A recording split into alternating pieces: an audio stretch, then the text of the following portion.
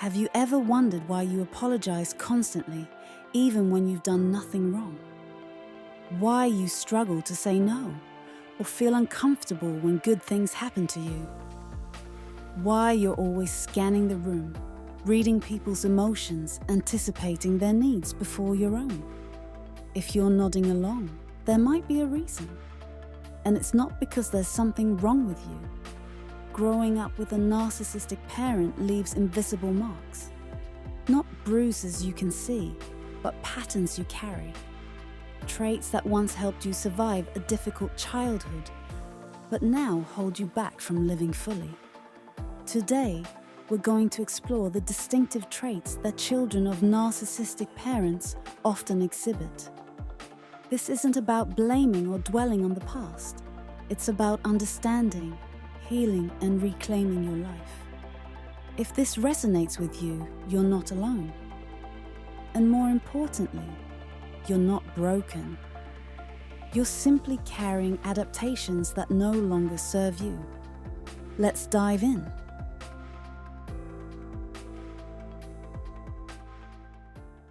Before we explore the traits, let's quickly clarify what we mean by narcissistic parenting. A narcissistic parent is someone who consistently prioritizes their own needs, emotions, and image over their child's well-being.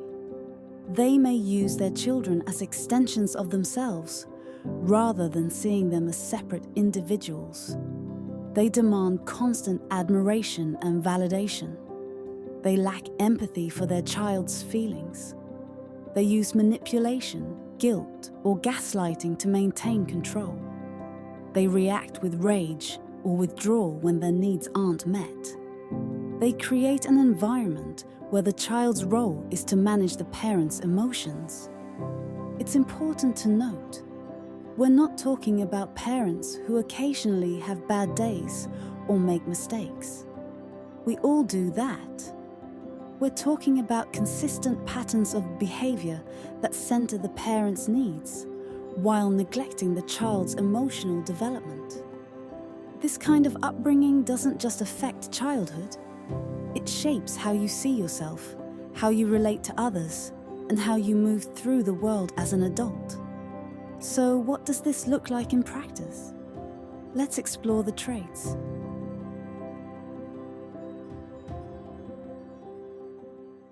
The first trait is hypervigilance, an almost supernatural ability to read the room. Children of narcissistic parents become expert emotion detectors. You learned early that your safety depended on predicting your parents' mood. Was mum going to explode over a minor mistake? Was dad going to give you the silent treatment? So you developed a sixth sense. You can walk into a room and immediately know who's upset, who's about to start a conflict, what people need before they ask, when someone's tone doesn't match their words. This might sound like a superpower, but it comes at a cost. You're constantly scanning for danger that may not exist. You're exhausted from monitoring everyone else's emotional state. You might even find it hard to relax, because relaxation meant letting your guard down, and that wasn't safe. In adulthood, this looks like overthinking social interactions for days, feeling anxious in calm situations because something bad must be coming, struggling to be present because you're always anticipating problems, feeling responsible for everyone else's emotions. The truth is, you developed this skill to survive. But you don't need to survive anymore. You need to live.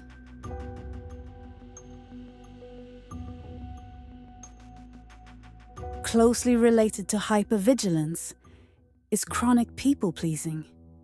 When love is conditional, when it depends on your performance, your behavior, your ability to meet someone else's needs, you learn a dangerous lesson.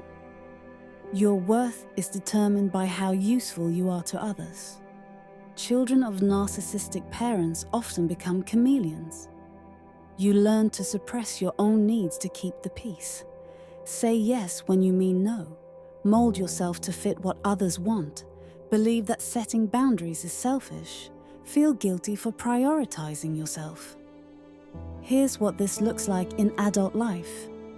You're the friend everyone calls in a crisis, but you don't know who to call when you need help.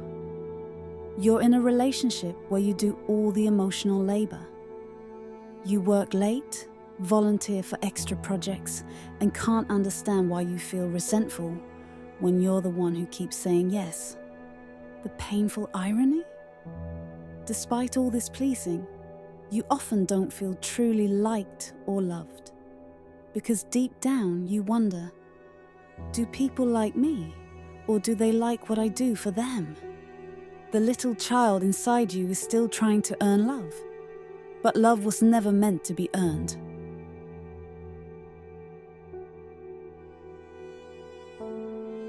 The third trait is persistent impostor syndrome and feelings of inadequacy.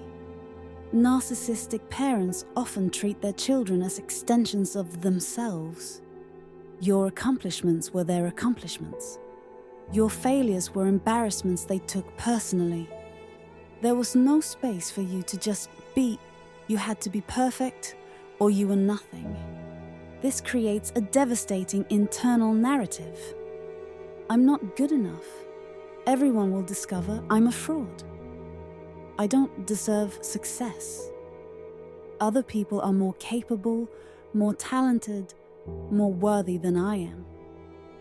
Even when you achieve something remarkable, the goalposts move.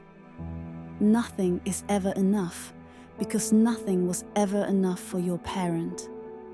Let me tell you something you might not have heard enough. You are not an imposter.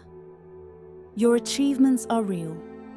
Your worth is not determined by productivity, perfection, or other people's approval. But I know that knowing this intellectually and feeling it emotionally are two different things. That voice that says you're not enough, that's not your voice. It's the echo of a parent who couldn't see you clearly because they were too focused on themselves.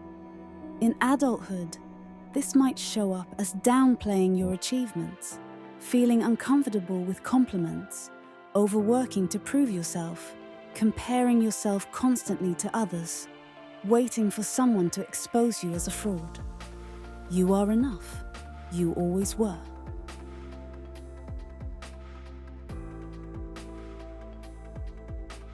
Trait number 4, extreme difficulty setting and maintaining boundaries. In a narcissistic household, boundaries don't exist, or when they do, they're one-sided. The parents' boundaries are absolute, but yours are invisible. Your privacy was invaded. Your no was ignored. Your needs were dismissed as inconvenient. You learned that asserting yourself led to punishment, guilt-tripping, or emotional abandonment.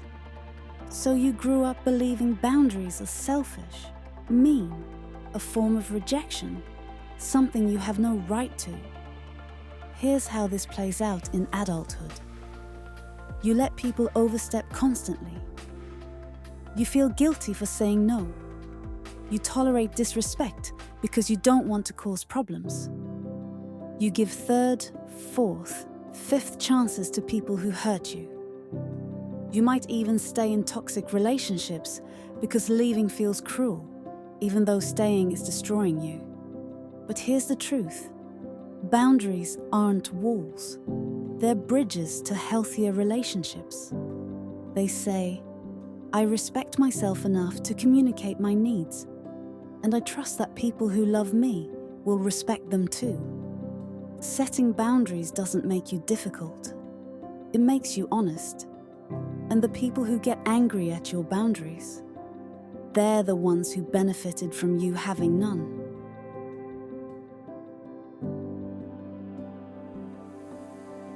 The fifth trait is chronic anxiety and a sense of hyper-responsibility. Children of narcissistic parents often become the family emotional regulator. You were responsible for managing your parents' moods, keeping siblings safe, preventing conflict, being the easy child, never making waves. That's not a child's job, but it became yours anyway. This creates what I call hyper-responsibility, the belief that everything is your fault and your job to fix. When something goes wrong, your first instinct is, what did I do? How do I fix it? How do I make everyone okay?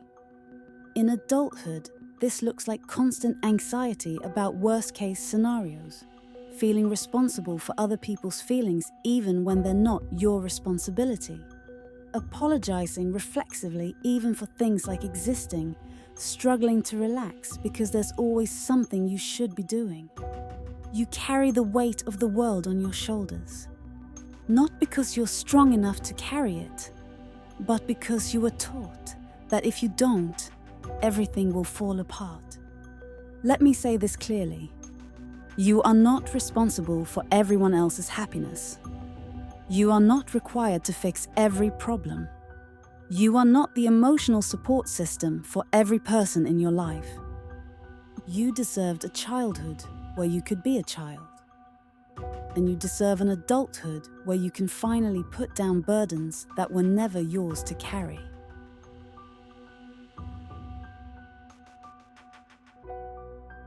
Trait number 6, intense fear of abandonment and patterns of codependency. When a parent's love is conditional and inconsistent, you learn that people leave. Or worse, they stay but withdraw emotionally, which feels like a different kind of abandonment. So you develop strategies to prevent abandonment.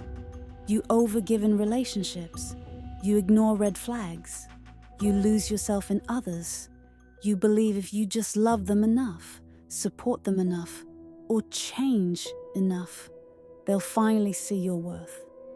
This is codependency, where your sense of identity and worth becomes entangled with someone else's needs and approval. In relationships, this might mean you're attracted to people who are emotionally unavailable because that dynamic feels familiar. You do all the work while your partner does the minimum. You tolerate mistreatment because at least they haven't left yet. You feel panicked when someone needs space. You change yourself to fit what you think they want. But here's what you need to know. The right people won't require you to shrink. They won't make you earn their love. They won't threaten to leave every time you have a need. You are not too much. You're not unlovable. You simply learn to love from people who couldn't love well. But that pattern can change.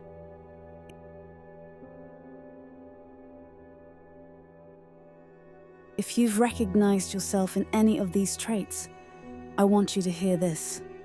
None of this means you're damaged beyond repair. These traits are adaptations, survival strategies that once protected you. The hypervigilance kept you safe. The people-pleasing reduced conflict. The self-doubt kept expectations low, so disappointment hurt less. You develop these patterns because you're resilient, resourceful, and strong. But what helped you survive childhood may be holding you back from thriving in adulthood. The good news? Healing is possible. Here are some steps forward. 1.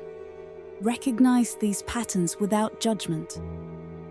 Awareness is the first step to change. 2. Practice self-compassion. Treat yourself with the kindness you deserved as a child. 3. Consider therapy, especially with someone trained in trauma or narcissistic abuse recovery. You don't have to navigate this alone. 4. Set small boundaries and notice how it feels. Start with low-stakes situations and build from there. 5. Surround yourself with people who respect you, not people you have to perform for. 6. Give yourself permission to prioritize your needs. This isn't selfish, it's essential. I know this journey isn't easy, There will be moments when old patterns resurface. There will be days when you doubt your progress. That's okay. Healing isn't linear, but every time you set a boundary, every time you say no without apologizing, every time you choose yourself, you're breaking a cycle. You're rewriting the story. You're becoming the person you were always meant to be. The child inside you who learned to adapt and survive. They did their job beautifully. Now it's time to let them rest. It's time for you to live. Not just survive, but truly fully live. Thank you for watching this video. If this resonated with you, you're not alone. There's a whole community of people healing from narcissistic parenting, and you're part of it now. Leave a comment below, sharing one trait you recognize in yourself. Sometimes naming it out loud is the first step toward healing.